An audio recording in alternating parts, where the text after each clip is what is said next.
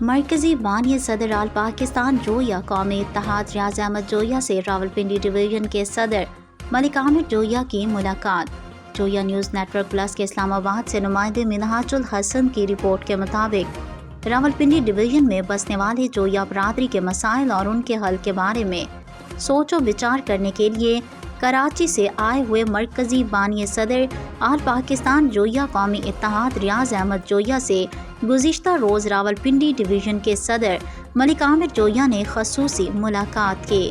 ملاقات میں جویا قوم کے مسائل، فلاح و بہبود کے منصوبوں اور علاقائی مسائل پر سیر حاصل گفتگو ہوئی۔ ملک عامر جویا نے بانی صدر سے جویا برادری کے اجلاس کے حوالے سے گفتگو کی، جس پر انہوں نے اس مہینے اجلاس کی تاریخ طے کرنے کی یقین دہانی کروائی۔